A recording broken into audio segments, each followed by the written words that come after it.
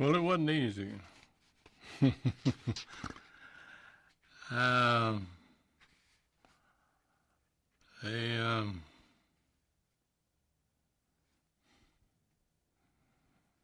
now there's a lot of these names that I never, I know where they are and know them, but I didn't have anything to do with their organizing.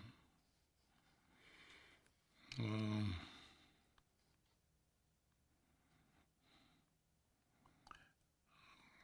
Whitney, Newberry, I know those. I organized it. Um,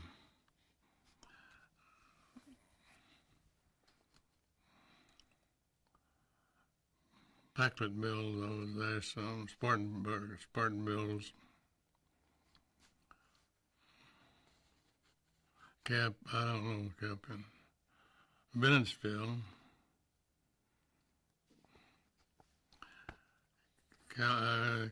Gaffney, I don't know, Clifton, Converse, Spartanburg, Valley Forge, Drayton, Clifton, Gaffney, Winsboro.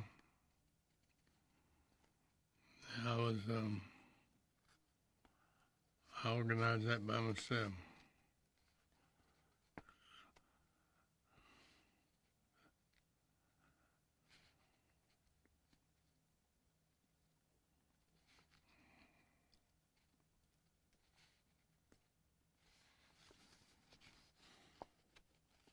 Yeah, I know all these places.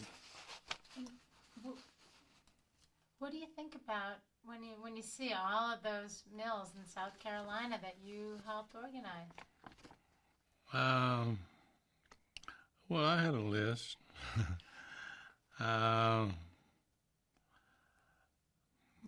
and we didn't think as many at that time.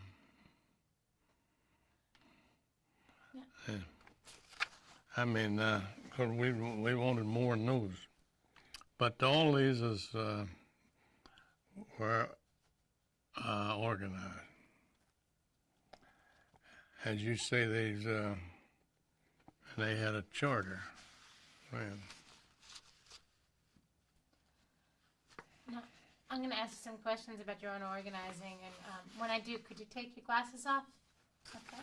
Yeah. All right. Judy, I can hear a lot of paper rustling. Okay. Well, you know. It's rolling. Okay. So, could you tell me some about Spartanburg County where you were doing, I know you worked at Inman Mills and I know you were a volunteer organizer of sorts. Could you tell me some about that? Well, I wasn't a volunteer for long. They had my sympathy. I'm sorry. Okay. We're going to start that again. And if you could use the word organizer, take my question and put it into your answer, that would be really helpful.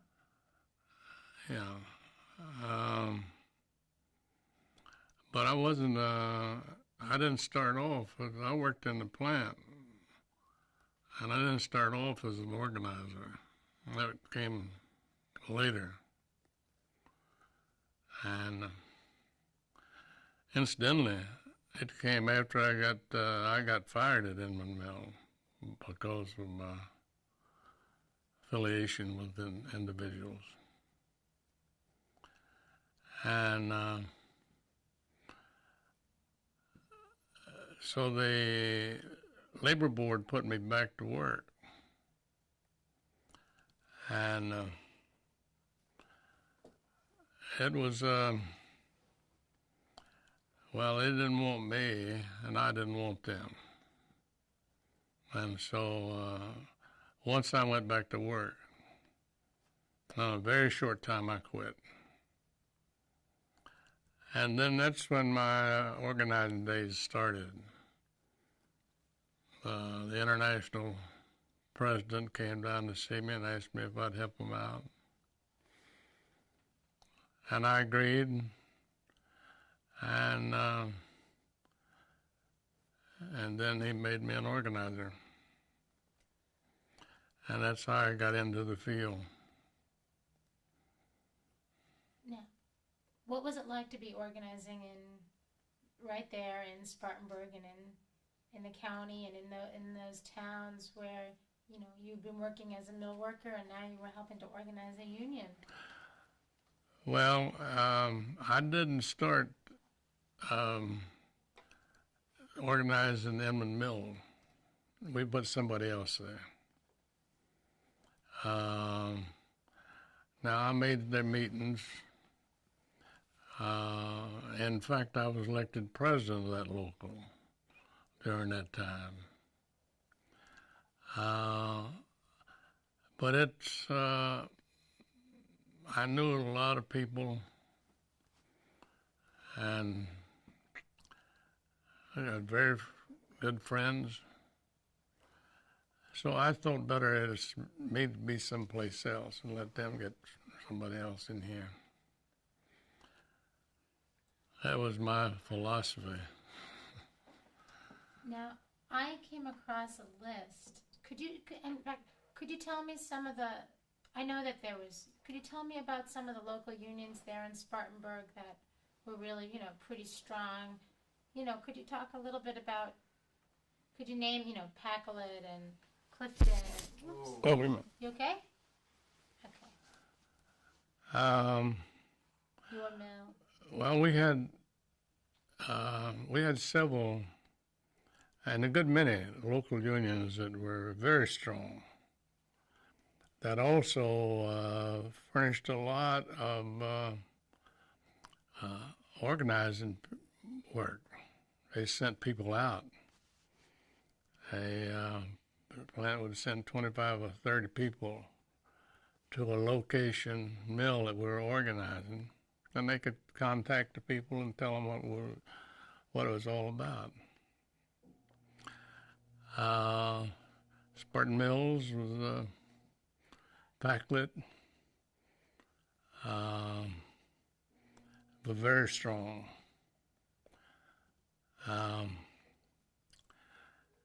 And not at first, but later, Inman became pretty strong local. That's where I had been. Wonderful, thank you. We're just going to take 1 second. While that NRA was going in and what you were doing, because last time you told me that you would tell them what the workload should be and then they'd stretch them out anyway. Is that right? No, not completely. Okay. I was doing very different studies. Weight of yarn and threads. Yeah.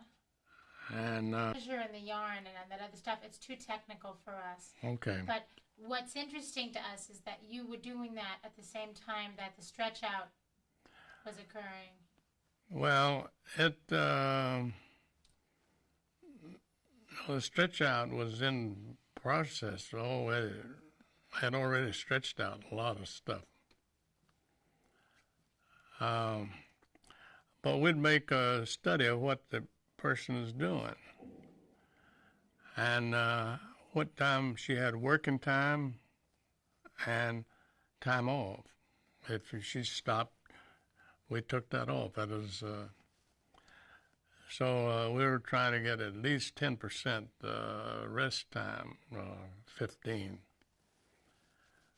So when I was making those studies, I figured out all of the time that she working, what time that she had doing something else, and that was, and I turned off all of my figures to the plant,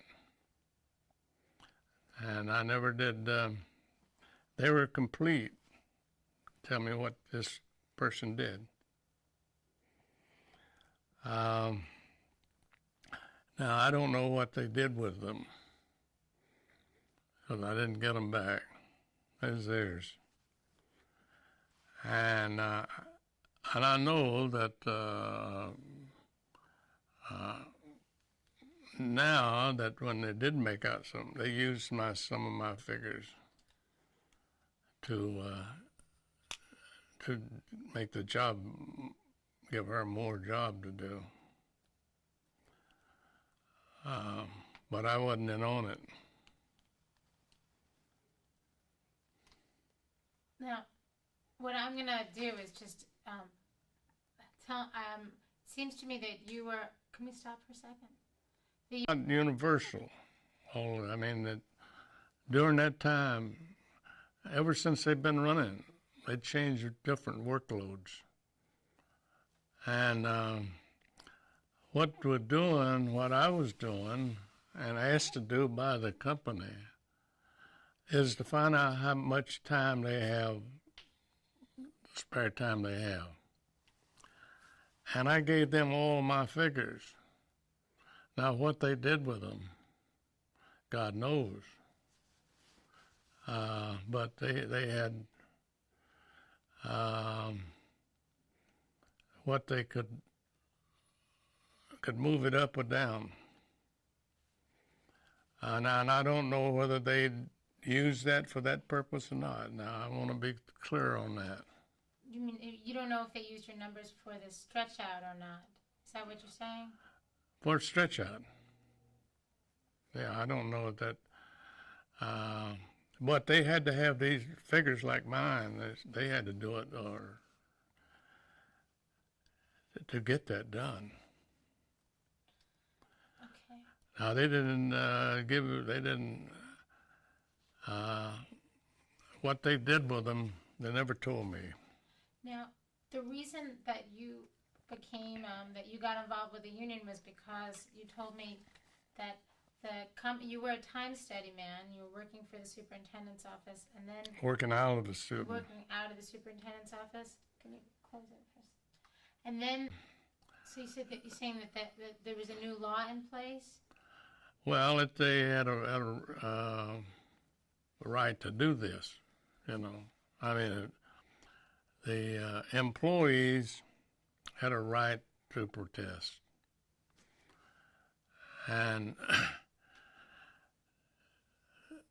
so it's hard to explain what I did, but what I did was to find out actually their full workload of who I was time studying. And I turned over all those figures to the superintendent. And I never did get them, and I didn't expect them back, but I don't know what they did with them. And how did you get involved with the union? Well, I had a lot of friends that had joined the union and was in the union, and so I think it was through the friendship that, and everybody knew it, wasn't trying to hide it, and so right closely, soon after that, I kind of felt the heat that things wasn't exactly right. And then my job was abolished. And then they gave me other jobs to work on. And as I told you last week, when we talked last, that I was assigned to different sections of the plant. I was assigned into the weaving department. And the foreman in that shop, he placed the workers. Now, they had a lot of spare help. And they would all come down in the morning, and he would give everybody that was there find a job for him. And those he couldn't, he said you can go home. So there's times that then it started saying he couldn't find anything for me. And I went home. Well, it was very clear to me what had happened in my mind. So it went on to, I think what really upset me was he said one day, he said, I don't have anything. And the job that I was doing was like a mechanic. I was a loom fixer. And I did various jobs. And he said, I don't have anything for you today. The only thing I got is sweeping. You can sweep if you want to. And that upset me. I'm not that, I was more of a mechanic than I was a sweeper. So I told him to go to hell. I don't use that one, but I just felt that bad, and he was humiliating me to that point where it just hurt. And I walked out, and so he said, don't come back. You're fired. So I knew I was, and anyway, I went out. And a lot of things happened then. The people in the union came to see me and wanted to do things, and I said, no, I don't think it. They don't want me to work here. I don't want to work here. And so then the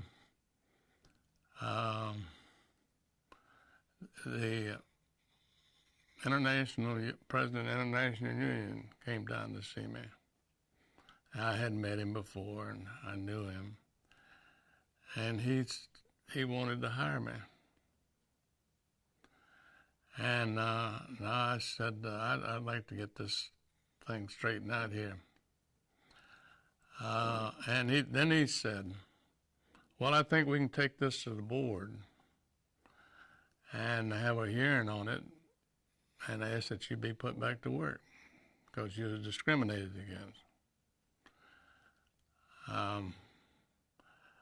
So I agreed to it. And we had a board hearing as a couple of guys from Washington came down, and we had the hearing. And then they got the answer back that this board was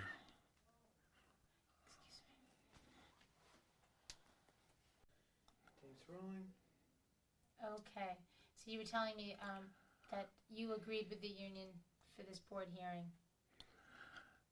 And they had held the hearing, and we got notice that I'd been discriminated against, and the company had to put me back to work. They notified the company to put me back to work. And so I went back to work. But things were not like they had been before. I mean, the air was different, and I was a traitor or something or another. And I knew I felt it, and I knew my time was, that I was going to get fired again. So I worked on, I don't know, it was a few days, and I decided to quit. That I had won my case, that I had been discriminated, and before it happened again, I was going to quit, and I quit. And then that's when I had an offer to come with the mediation service. Okay, but we won't really focus too much on that. We're gonna focus on this earlier part of organizing. Okay. So, let's go back to the period of time. I know that you stopped working and started organizing first, didn't you? Yeah. Okay. So, you know what? Maybe we could ask these folks in this office to not. Be back to work. Okay. Now this was before the general textile strike, wasn't it?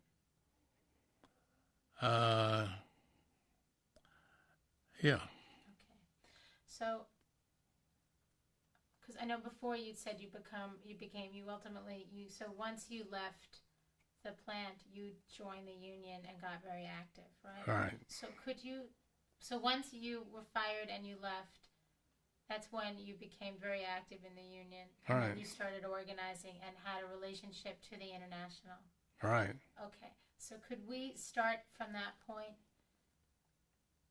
I left in that I decided, the heat came up. I decided to leave the job, and that's when I got very involved with the union. Could you start from there for me? Okay. Okay, and include my words, because it's your relationship to the International, what some of the organizing you were doing that's so interesting to us.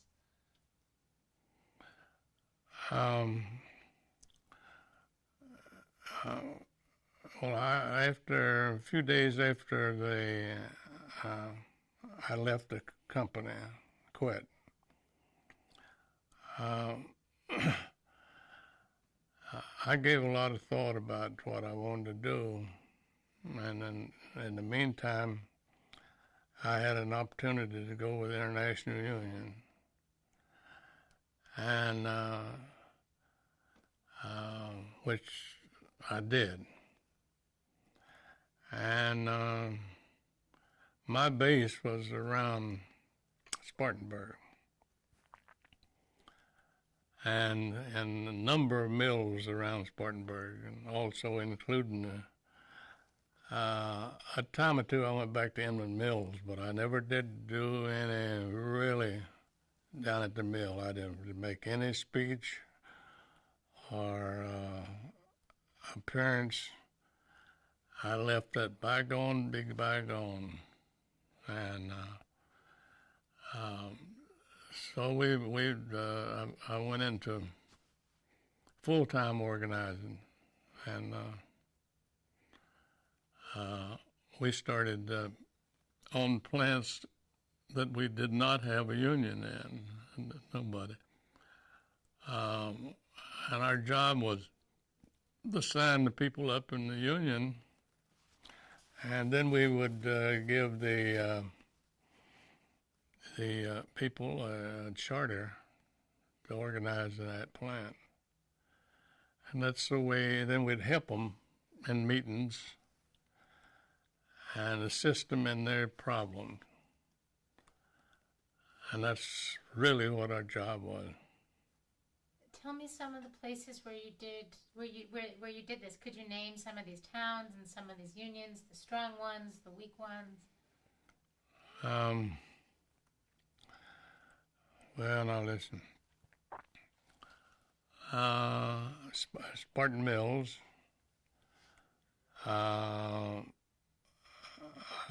Gaffney, Clifton, a number of the mills right around Spartanburg. I was involved with them.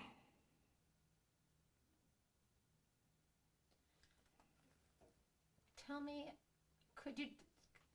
let's go further a little bit with that and lead off by telling me, and the mills that I helped organize, or the communities that I organized with, name some of those. And if you could mention Pacolet, if you could mention,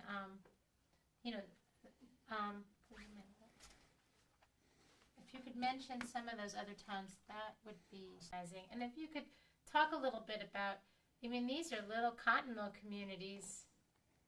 You know, I don't think people, I don't know if, you know, I don't think some of these cotton mill workers had ever experienced anything like this before. And this must have been a very exciting time to be able to offer this to them and put them on as if you're going to read that, which I know you are.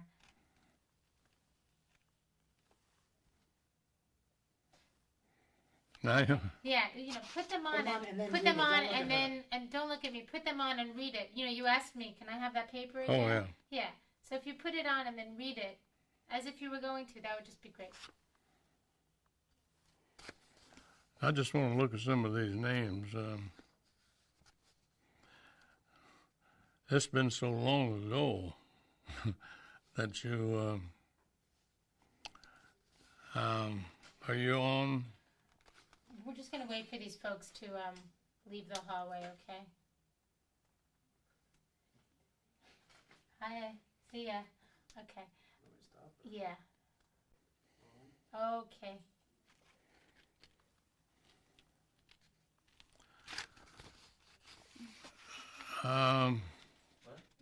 Well, there's a number of mills around in Spartanburg County. And of course, there's a lot in South Carolina. We tried to be not get spread out any further than we had necessary. So the mediators were assigned to certain areas that would be 2 or 3 cotton mills involved in it. And that's where we had, without any assignment with us, what we went to do. You're talking about mediation now, right? No. You're talking about organizing? Yeah. Oh, okay. You said mediators. Oh, I'm sorry. That's okay. That's okay. All right. So you're looking at this paper to remind yourself some of those mills that you were organizing in? Well,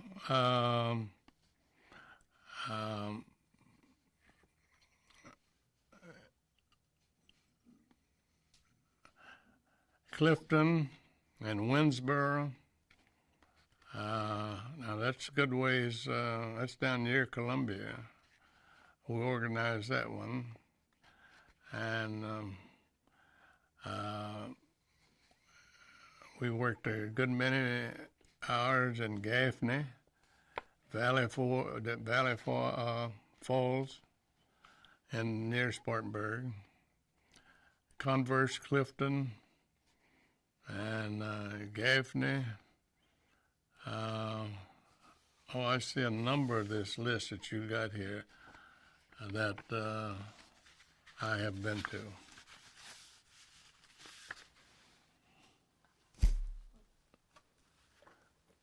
Okay. I'm going to have to hit that hard enough to be reminded.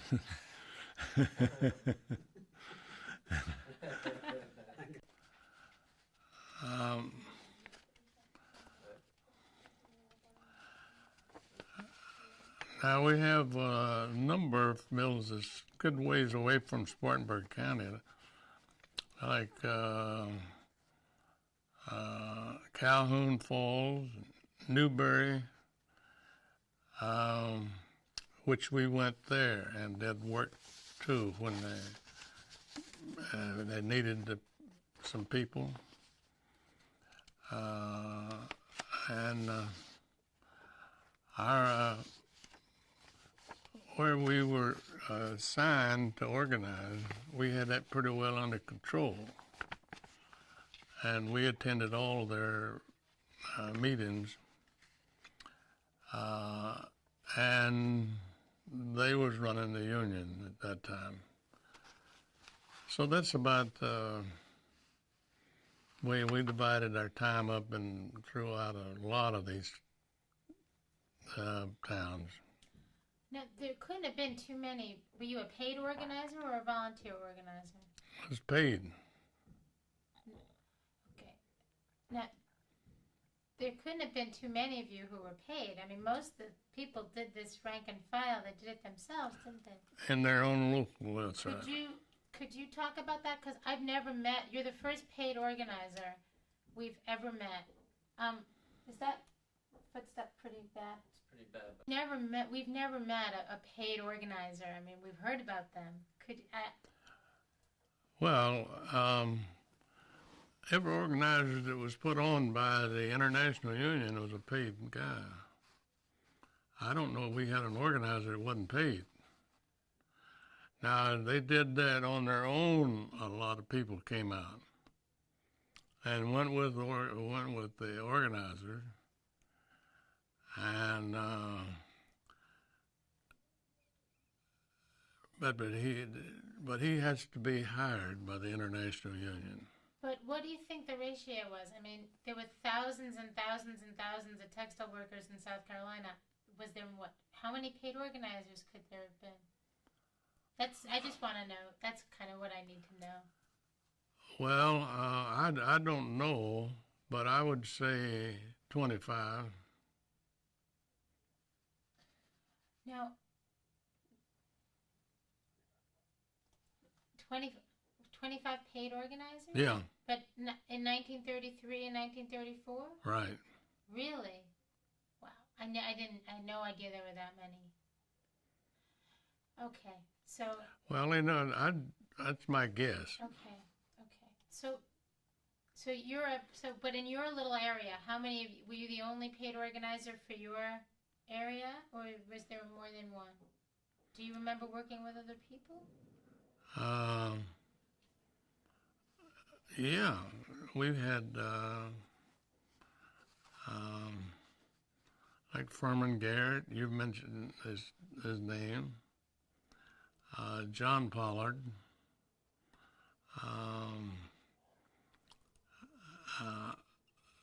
A number of those, they were paid. Now there's a lot of people that just had come in and said, we'll give you what you want us to do. Sometimes they'd go out, or we were going out and hold a meeting, they wanted to go. And we'd take a dozen or 6 in a car and take some of these people out. They wanted to go out. They wanted to see how it's done, what it was doing, and what they could do.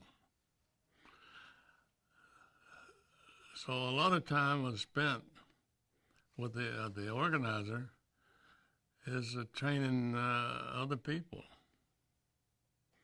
So we didn't have a trainer out in the field to train these people how to organize. And everybody had a little different technique, and they didn't have it all the same. So everybody's got a different way of handling it. And because it's a pretty tedious job of getting somebody to sign up somebody in the union. Now, what about, I came across a whole list of black colored of locals that had a C for a colored local in South Carolina. Could you tell me about that? No, we don't want you to read that. I don't, we didn't try to organize the black because there's only a few in a plant, in a mill. It works in the mill. There's only a few blacks. Now, we did have problems of that the blacks said they wanted to come in. So we said, well, we were going to get you people later. But if you want to join the union, we'll give you a membership card. And we'll give you a charter. But we can't do any more than that now. So we'll be putting you on a holding line. And then I'm satisfied that that blacks decided to come in, and they signed up for the union, and they were given cards, and they were given a charter. And at times we met with them because they wanted to know what was going on. And sometimes when they have a regular meeting, they'd come out, or they'd come to a regular union meeting, and they came in and heard the things and how it was going. But I know of no other reason for us to organize these people, because we got to get them easy. But when they came in, we didn't want to say, we can't take you in, so we signed them up as members and told them that we'd put them on hold, but they were in this local union. And they had a charter. It was as good as just like anybody else. That's the only reason I can understand that why we did this. It was just to get them really get them satisfied and get them out of the way. Because we could get them at the end, or now. But you're not going to have a big local union of blacks and a plant, because you could. What if you can't do anything with them?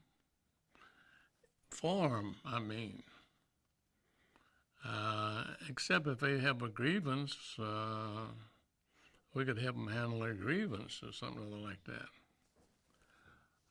which we would do. I never did do it, but if one had asked me, I would have done the same thing. Let's take a break for 1 second. Please use my yes, that's good. Use my you're out of a job. Use my question in your answer, okay? What was the International's policy, the UTWA's policy on organizing black workers in the South in 1933 and in 1934? To my knowledge, they didn't have any policy. So could you say, to my knowledge, the UTWA didn't have a policy on organizing blacks? I was under the impression that you said there was they told you to organize them, or. Well, they at times said, told us, yes, go ahead, but you're wasting your time.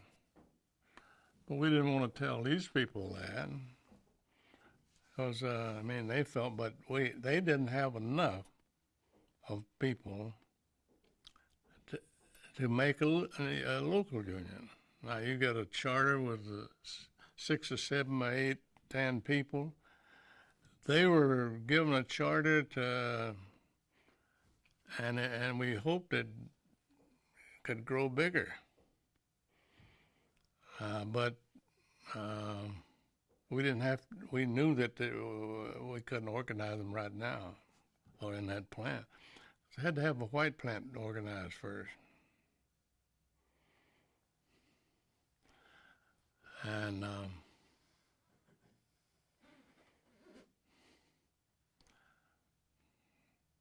I don't know of anything that we had ever, whether we took any blacks, because there's not many textile workers, black. Well, we get sweepers, cleaners, and stuff like that. And they only have 6 or 8 people. We're going to have to break for 1 second.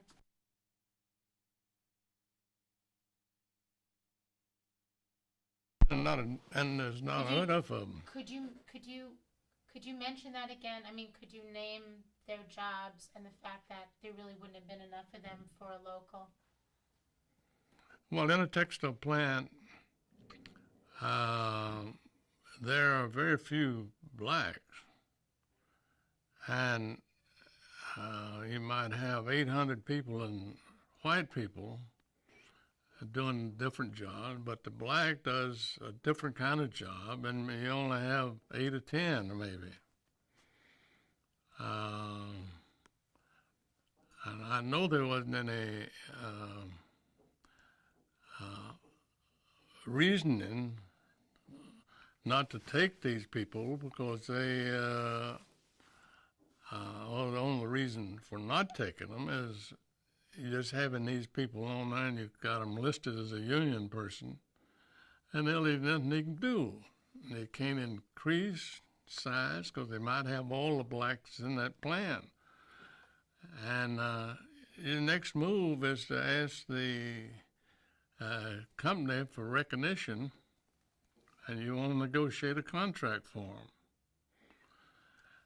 And 6 people, they do different things. But you know that they're not going to deal with you. And all you could do is to go to the board, and they're not going to make you do it, make them. So you just don't get into that trap. So it's really getting out of a trap is what it is. I wouldn't say that on the air, but these people, and I don't know whether it ever, if an organization was successful, I don't know whether that you could go back and pick these people up, but you are, apparently you can and could. So that's what you were, when you say you were, He's gone. okay, He's gone. I know, I see that.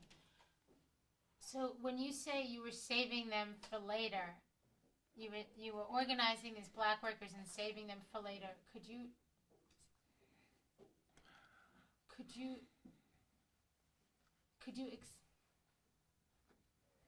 he's just looking. He's gone. Could you explain what you meant? Well, I think I said we're to put them someplace, Right. Okay. to take care of them, Okay. so that they like to. We wouldn't say to them, we can't take you in as a union guy. Could you tell me that again? But could say we wouldn't say to a colored worker or a black worker we wouldn't take you in if they asked us. Could you? I just need to know who you're referring to. Well, now that's a broad question, and I don't know what the policy was at that. But where we have these small group in a textile plant, that's only 10 or 12 blacks in the whole plant, 800 people of whites, and we've got to have them organized first to get to the company, because they're not going to, if you started, you'd be in a terrible position to organize 6 people and where they got 806 people in the plant. Because the company's not going to give you any recognition.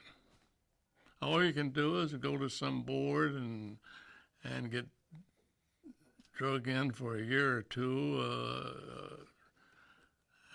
but nothing had ever happened. That's what I'm saying. And I don't care about saying that on the air because that's not the policy, but it's a way to handle it without any disrupting anybody's feelings. Because you took them in. You give them a charter. And if they want to say to the company, we got a union, and so we told them that they weren't going to be able to do anything, could not do anything until we got the white, got the biggest ones. Because you're not going to let 6 people dictate to the company, where he's got 800 others that he won't recognize. And that's why we're organizing it. So when you told the black workers, we don't want you to do anything, could you describe to me what you mean by that? You told the black workers, we'll give you a charter, we'll give you cards, but we don't want you to do anything. What did you mean? We didn't say do anything. Nothing else could be done. What else could be done? See, you've got to have the majority of the people in any plant before you can get a contract, before they recognize you. And now, if we had have ever got back to this black local, we might have had asked the company to recognize us, that they're in the union. They might have said no. And then it would be another year, 2 years, of going to the board, and we didn't have money and the manpower to handle all that stuff.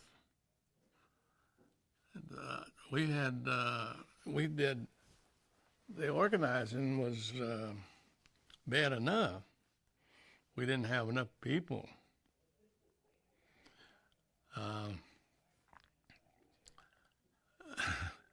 What are they? They know that this is an interview? No, they're just talking to. So you were going to say, what would it be like to say no? Oh, God. Okay. Okay.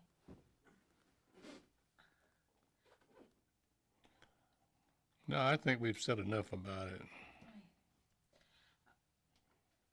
Okay. Well, I just have a couple other questions, but it's not just like that. It's I was under the impression that at the time there were separate locals, also because of just because of the nature of the South and whites and blacks. Is that no? No, it was. We never did separate any of them.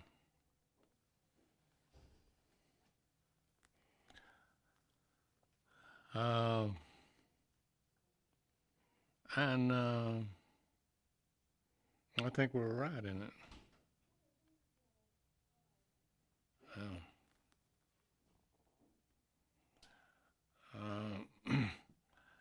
So it would have been terrible. See, the 6 people, or whatever it was, and they didn't give us any problem at all. We just wanted to take care of them and say, we're putting you on hold here. Now, you become a member of the union. And we give him a union card, which all he'll get once he didn't pay any dues, see. So you don't have to pay dues. Could you take your glasses off? We forgot about that. Yeah, but it wasn't on, was it? Was it on? No, but I'm realizing that if I ask you another question, your glasses will be on, and before they were off, and it'll look like they came in from nowhere. So, Okay, tape's on. okay. So, when I have gone to some of these communities where, in fact, I have Yeah, these looked like where they'd be. what was that? I'd say this is where they'd be.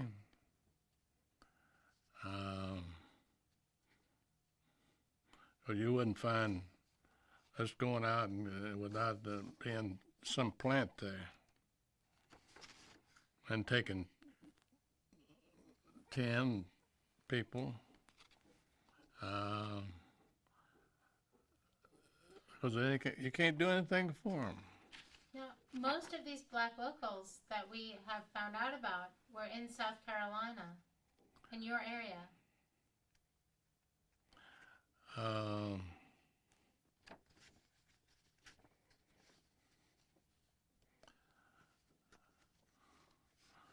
Well, they must have been smarter other parts of the country.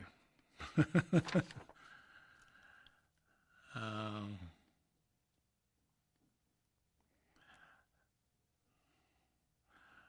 Because we did organize some black plants where they all, like in a shop, where all of them black, 10 or 15. Well, we wouldn't go to that unless they would come to us, because they're not worthwhile. I mean, you can't spend weeks and weeks organizing 25 people. Okay. So could you take your glasses? Yeah, so that, I think this is a table here. I'd like to lay them down. okay. All right, okay, and you know, cross, we're in Fairmount, South Carolina, and Pacolet, and Union, and Clifton, and Spartanburg, and Gaffney, and Columbia. So this was your area, wasn't it? Yeah. Could you, I guess that's no coincidence. Could you make a connection between, could you name these places for me? And Well, it's just that this is a good union town. I mean, the textile. So I'd say this is where I would expect them to come from. Where if you've organized a bunch of white people and they work in the plant too, my theory would be that they want to be in too.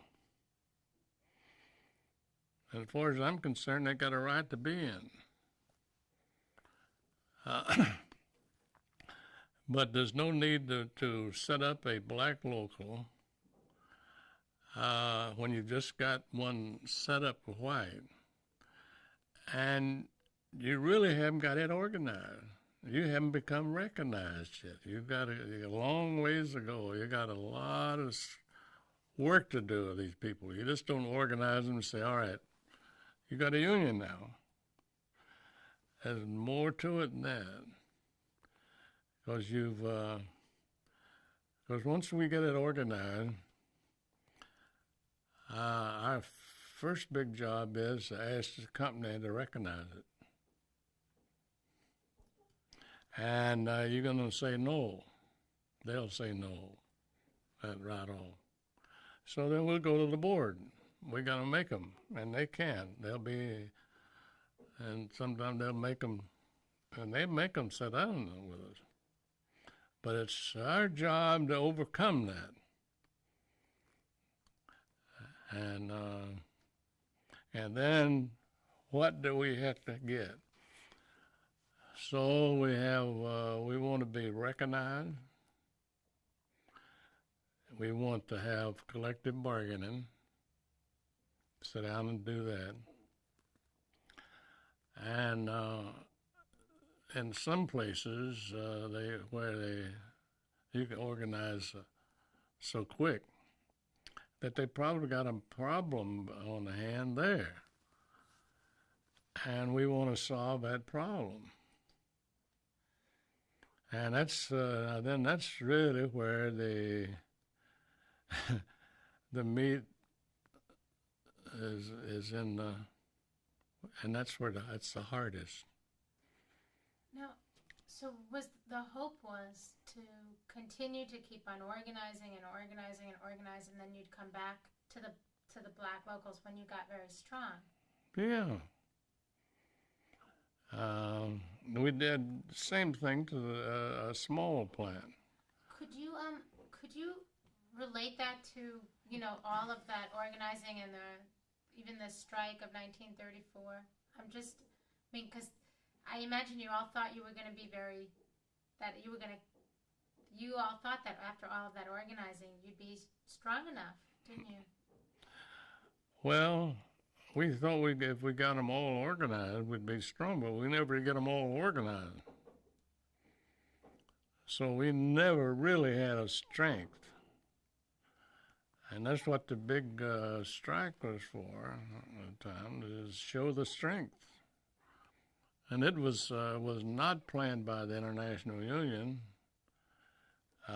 It was kind of spontaneous, but it was in the right direction, and the international let it go. We had a big strike. We didn't want it to last long, and we got in and got it settled as soon as we can. Got the people back to work. And settled don't mean anything we had anything to do with the company. Well, we prevailed on the workers get back, and because the longer they stayed out, the worse it's going to get. So the unions want to put that big strike back to work, and I'm not taking any claim for that, but it had shortened it. I know we did. Because the union thought that we'll strike now and we'll make them do it. Now, they don't understand human nature. That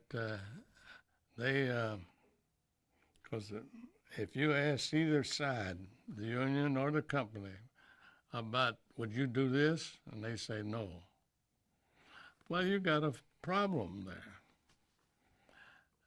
And that's what you got, so many problems between that. It's after you get them organized, you've got problems to get contract. You know, when I've gone to a number